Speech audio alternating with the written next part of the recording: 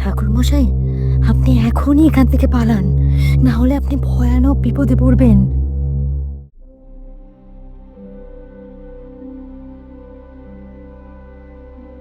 গল্প মানেই আড্ডা, আর আড্ডা মানেই গল্প। কখনো মজা, কখনো রহস্য, কখনো ভয়। সব কিছুর আসর এক জায়গায়। হ্যাঁ, আপনি ঠিকই ধরেছেন। আমরা গল্পের আড্ডা নিয়ে আবারও ফিরে এসেছি আপনাদের কাছে। আজ আপনাদের জন্য বিভূতিভূষণ বন্দ্যোপাধ্যায়ের লেখা গল্প বামা। বিভূতিভূষণ বন্দ্যোপাধ্যায় 1894 সালের 12 সেপ্টেম্বর উত্তর 24 পরগনা জেলার ঘোষপাড়া সুরারিপুর গ্রামে জন্মগ্রহণ করেন। বাংলা সাহিত্য জগতে এই খ্যাতনামা সাহিত্যিক মূলত উপন্যাস ও ছোট গল্প লিখে খ্যাতি অর্জন করেন। তার কয়েকটি উল্লেখযোগ্য রচনা হল পথের পাঁচালী, অপরাজিত, আরণ্যক, আদর্শ হিন্দু হোটেল, ইছামতি, অশনি সংকেত ইত্যাদি। উপন্যাসের পাশাপাশি তিনি প্রায় 20টি গল্পগ্রন্থ এবং কয়েকটি কিশোর পাঠ্য উপন্যাস রচনা করেন। 1951 সালে ইছামতি উপন্যাসের জন্য তিনি পশ্চিমবঙ্গের সর্বোচ্চ সাহিত্য পুরস্কার মরণোত্তর রবীন্দ্র পুরস্কার লাভ করেন। 1950 সালের 1 নভেম্বর তার মৃত্যু হয়। শুরু হচ্ছে বিভূতিভূষণ বন্দ্যোপাধ্যায়ের লেখা গল্প বামা।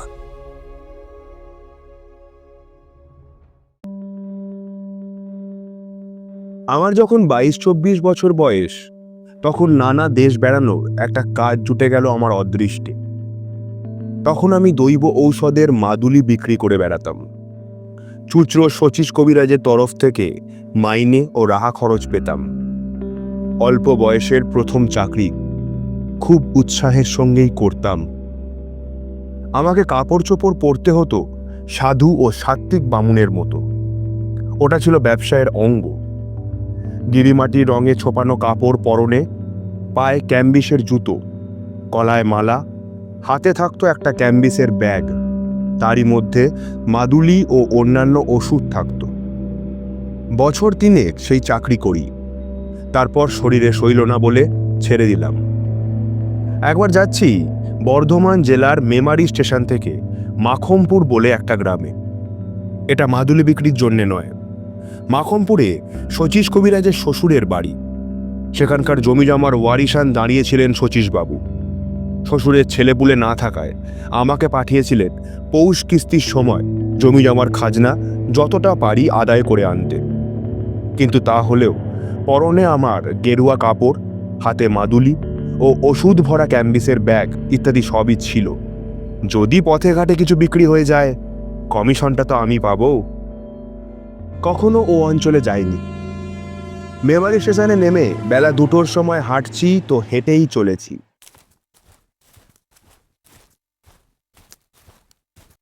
পথ আর ফুরোয় না। এক জায়গায় একটা ছোট বাজার পড়ল। সেখানে কিছু খেয়ে নিয়ে আবার পথ হাঁটি। গ্রামে গ্রামে ওষুধ বিক্রি করে বেশ কিছু রোজগারও করা গেল। দেরিও হলো বিশেষ করে সেই জন্য। আর একটা বাজার পড়ল। সেখানে দোকানদারদের কাছে শুনলাম, সন্ধ্যের পরে আগে গিয়ে আর পথ হাঁটবেন না ঠাকুরমশাই। এইসব দেশে ফাঁসুরে ডাকাতদের বড় ভয়। বিদেশি দেখলেই মেরে ধরে যথাসর্বস্ব কেড়ে নেয়। প্রায় বনের ধারে বড় বড় মাঠের মধ্যে ঘাপটি মেরে বসে থাকে। সাবধান, একটা দিঘি পড়বে মাঠের মধ্যে, ক্রোশ 3 দূরে। জায়গাটা কিন্তু ভালো নয়। বড় বড় মাঠের উপর দিয়ে রাস্তা। সন্ধ্যা প্রায় হয়। এমন সময় দূরে একটা তালগাছ ঘেরা দিঘি দেখা গেল বটে। আমার বুক ঢিপ ঢিপ করে উঠল। দিঘির ওপাশে সঞ্জয়পুর বলে একটা গ্রাম। সেখানেই রাত্রের জন্য আশ্রয় নেওয়ার কথা বাজারে বলে দিয়েছিল। কিন্তু সন্ধ্যা তো হয়ে গেল তালদিঘির এদিকেই। অন্ধকার হওয়ার দেরি নেই। কোথায় বা সঞ্জয়পুর, কোথায় বা কি? মনে ভারী ভয় হলো। কি করি এখন? সঙ্গে মাদুলি ও ওষুধ বিক্রির দরুন অনেক টাকা। পরক্ষণেই ভাবলাম কিছু না পারি দৌড়তে তো পারবো, না হয় ব্যাগটাই যাবে, প্রাণ তো বাঁচবে। ভয়ে ভয়ে দিঘির কাছাকাছি তো এলাম।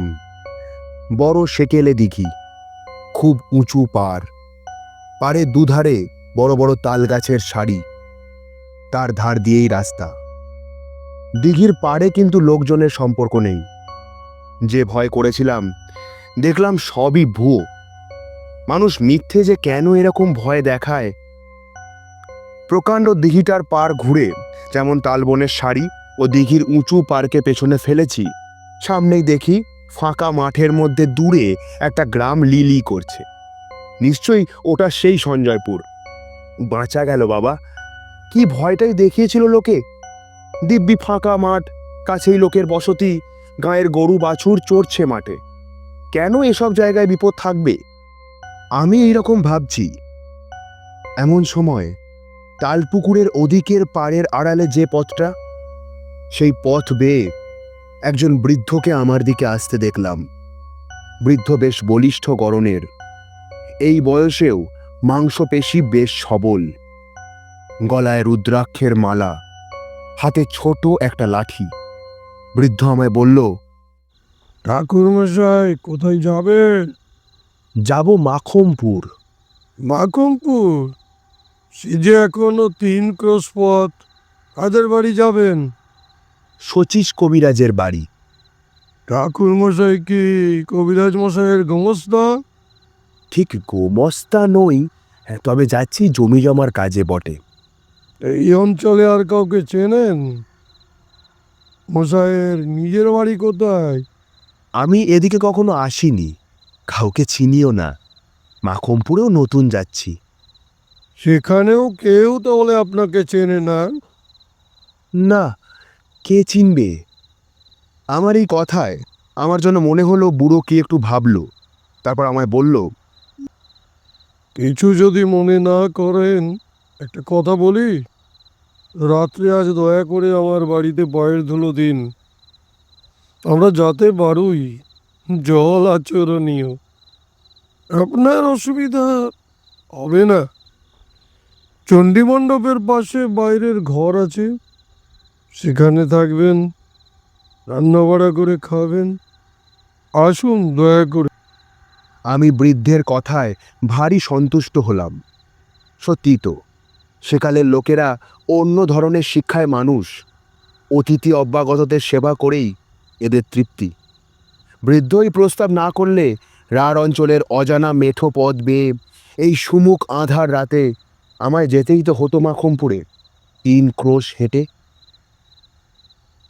গ্রামের পূর্ব প্রান্তে বড় মাঠের ধারে বৃদ্ধের বাড়ি। বৃদ্ধের নাম নফরচন্দ্র দাস। আমি চণ্ডীমণ্ডপে গিয়ে উঠতেই একটা কুকুর ঘেউ ঘেউ করে উঠল।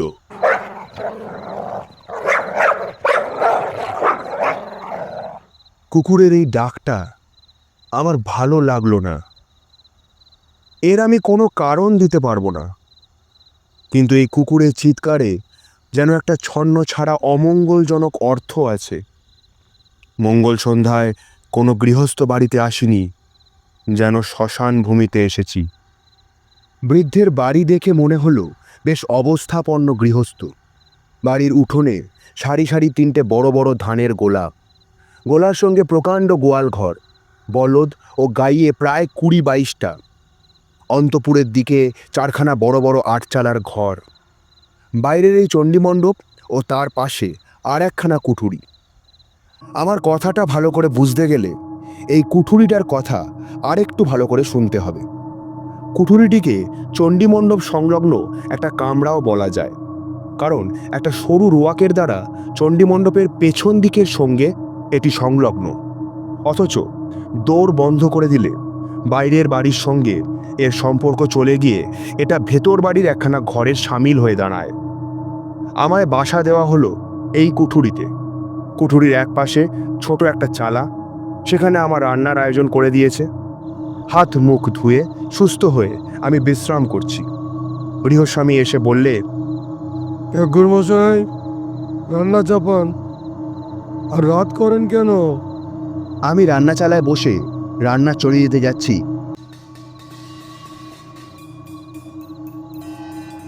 এমন সময় দেখি একটি বাড়ির বউ ভেতর থেকে একগাছা ঝাঁটা হাতে এসে আমার রান্নাচালা সামনে দিয়ে ঢুকলো ও ঝাঁট দিতে লাগলো। কুঠুরির দরজা খোলা। আমি যেখানে বসে সেখান থেকে কুঠুরিটার ভেতর দেখা যায়। আমি দু একবার বিস্ময়ের সঙ্গে দেখলাম বউটি ঝাঁট দিতে দিতে আমার দিকে চেয়ে চেয়ে দেখছে। দু তিনবার বেশ ভালো করে লক্ষ্য করে মনে হলো বউটি ইচ্ছে করেই আমার দিকে অমন করে চাইছে। আমি দস্তুর মতো অবাক হয়ে গেলাম। ব্যাপার কি? সম্পূর্ণ অপরিচিতা মেয়ে, পল্লীর গৃহস্থ বধূ, এমন ব্যবহার তো ভালো নয়। কি হাঙ্গামায় আবার পড়ে যাবো রে বাবা। কর্তাকে কাছে বসিয়ে রাধতে রাধতে গল্প করব নাকি? এমন সময় বউটি ঝাঁট শেষ করে চলে গেল, কিন্তু বোধহয় 5 মিনিট পরেই আবার এলো। দেখে মনে হলো সে যেন খুব ব্যস্ত, উদ্বিগ্ন, উত্তেজিত। এবারও সে কুঠুরির মধ্যে ঢুকে এটা ওটা সরাতে লাগলো এবং আমার দিকে চাইতে লাগলো। তারপর হঠাৎ রান্নাচালার দরজায় এসে চকিত দৃষ্টিতে চারিদিকে চেয়ে কেউ নেই দেখে আমার দিকে আরো সরে এলো এবং নিচু সুরে বলল, ঠাকুরমশাই, আপনি এখনই এখান থেকে পালান, না হলে আপনি ভয়ানক বিপদে পড়বেন। এরা ফাঁসুরে ডাকাত, রাতে আপনাকে মেরে ফেলবে। বলেই চট করে বাড়ির মধ্যে চলে গেল। শুনে তো আমি আর নেই। হাতের খুন্তি হাতেই রইল। সমস্ত শরীর দিয়ে যেন বিদ্যুৎ খেলে গেল, আর সারা হাত পা অবশ ও ঝিমঝিম করতে লাগলো। বলে কি, দিব্যি গেরস্ত বাড়ি, গোলাগালা, ঘরদোর, ডাকাত কিরকম? কিন্তু পালাবই বা কেমন করে? এখন বেশ রাত হয়েছে। সামনে চণ্ডীমণ্ডপে বৃদ্ধ বসে লোকজনের সঙ্গে কথা বলছে। ওখান দিয়ে যেতে গেলেই তো সন্দেহ করবে। কাঠের মতো আড়ষ্ট হয়ে গিয়েছে একেবারে। হাতে পায়ে জোর নেই, কিন্তু ভাববারও শক্তি লোপ পেয়েছে। মিনিট 5 এমনিভাবে কাটলো। এমন সময় দেখি সেই বউটি আবার কি একটা কাজে কুঠুরির মধ্যে ঢুকে খোলা দরজা দিয়ে আমার দিকে চেয়ে দাঁড়িয়ে রইল।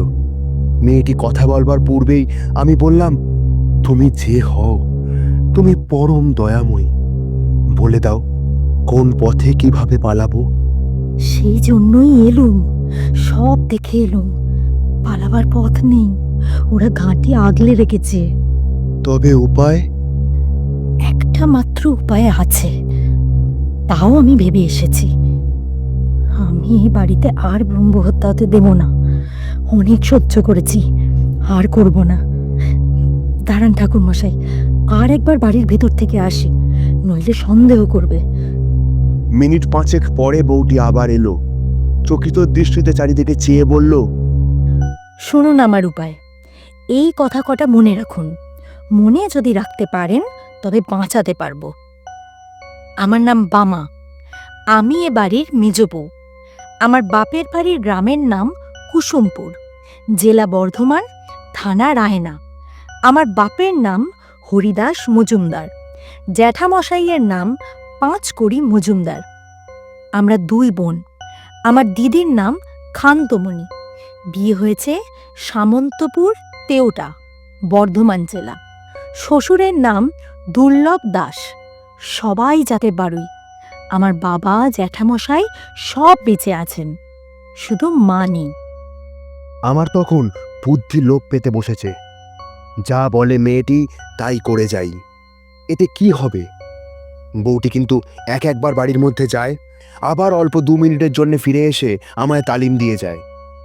মনে আছে তো জ্যাঠামশাইয়ের নাম কি? আমি বললাম, হরিদাস মজুমদার। না না, পাঁচকড়ি মজুমদার। আমার বাবার নাম হরিদাস মজুমদার। আমার দিদির নাম কি? শ্বশুর বাড়ি কোন গায়ে? দিদির নাম খান্তমণি। শ্বশুরবাড়ি হলো শ্বশুরবাড়ি। আপনি সব মাটি করবেন দেখছি। সামন্তপুর, তেওটা, বলুন। সামন্তপুর, তেওটা। শ্বশুরের নাম রামযদু দাস, দুর্লভরাম দাস। অবশেষে মিনিট 10-12 মধ্যে আমার কাছে সব পরিষ্কার হয়ে এসেছে। বউটি বলল, রান্না খাওয়া করে নিন ঠাকুর মশাই, কোনো ভয় করবেন না। আমার বাপের বাড়ির নামধাম যখন জানা হয়ে গেছে তখন আপনাকে বাঁচাতে পেরেছি। এখন শুনুন, খাওয়া দাওয়ার পরেই শ্বশুরমশাইয়ের কাছে আমার বাপের বাড়ির পরিচয় দিয়ে বলবেন আপনি তাদের গুরু বংশ। আমার নাম বলে জিজ্ঞাসা করবেন আমার বিয়ে হয়েছে কোথায় জানো নাকি। গলা যেন না কাঁপে, কোনো রকম সন্দেহ যেন না হয়। আমি চললুম, আবার আসবো আপনি শ্বশুরমশাইকে বলবার পরে। কিন্তু দেরি করবেন না বেশি, বিপদ কখন হয় বলা তো যায় না। রান্না খাওয়া শেষ না করলেও তো সন্দেহ করতে পারে। রান্না খাওয়া করতেই হলো। রাত্রের অন্ধকার তখন বেশ ঘন হয়ে এসেছে। রাত আন্দাজ 10টার কম নয়। আহারাদির পর নিজের কুঠুরিতে বসেছি, আর আমার মনে হচ্ছে এ বাড়ির সবাই যেন খাঁড়ায় রামদাতে শান দিচ্ছে আমার গলাটি কাটবার জন্য। এই সময় গৃহস্বামী স্বয়ং আমার জন্য পান নিয়ে এলো। বলল, এই ঠাকুর মশাই, আহারাদি হলো, এখন দিব্যি করে শুয়ে পড়ুন। মশারিটা টাঙিয়ে দিয়ে যাচ্ছি, রাত হয়েছে, আর দেরি করবেন না। আমি বললাম, হ্যাঁ গে হ্যাঁ, একটা কথা বলি। আমাদের এক মন্ত্র শিষ্য, বাড়ি কুসুমপুর, থানা রায়না, নাম পাঁচকড়ি,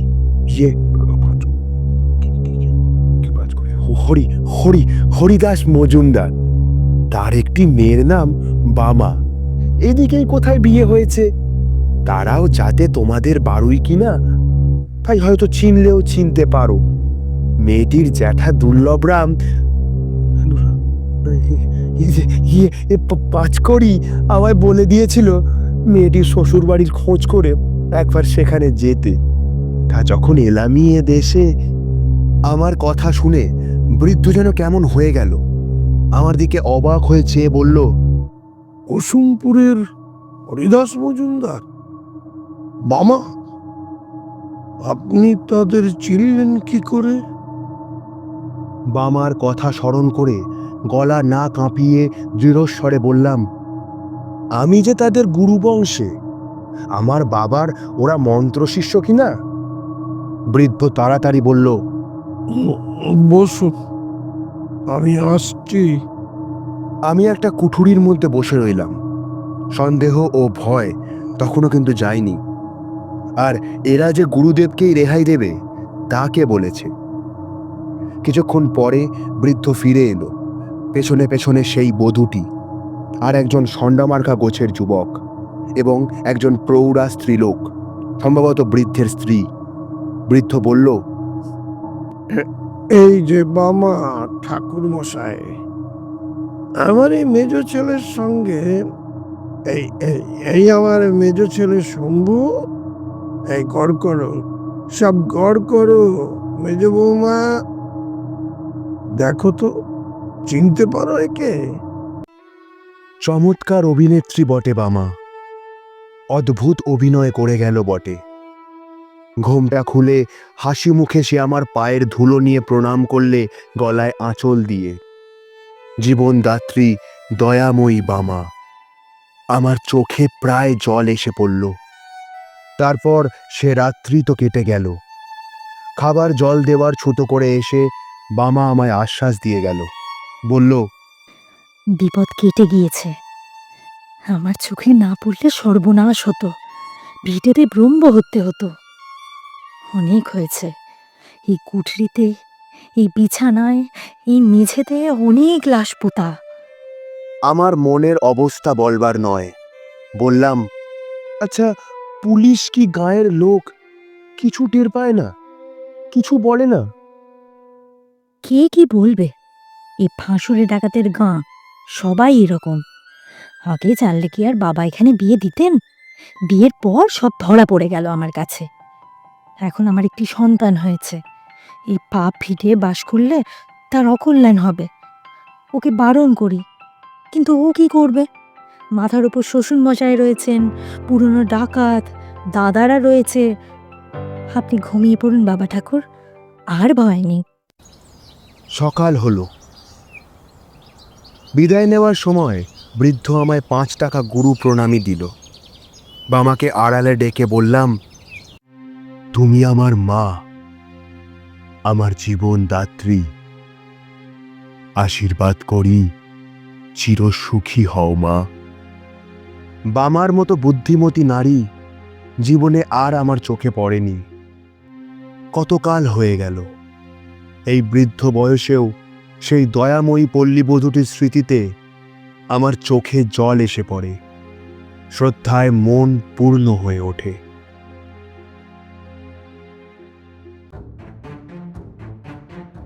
গল্পের আড্ডায় আজ শুনলেন বামা, রচনা বিভূতিভূষণ বন্দ্যোপাধ্যায়, বামা গার্গী ঘোষ, নফরচন্দ্র দাস, অরুণ দেব, জনৈক ব্যক্তি জ্যোতির্ময় ব্যানার্জি, গল্প পাঠে অনির্বাণ, গল্পের সূত্রধার শুভজিৎ রায়, আবহ সঙ্গীত, পোস্টার ডিজাইন এবং টেকনিক্যাল হেড উৎসব, শব্দগ্রহণ এবং ধ্বনি পরিকল্পনা শুভ, সমগ্র পরিচালনায় অনির্বাণ এবং গল্পের আড্ডাটি শেষ হলো।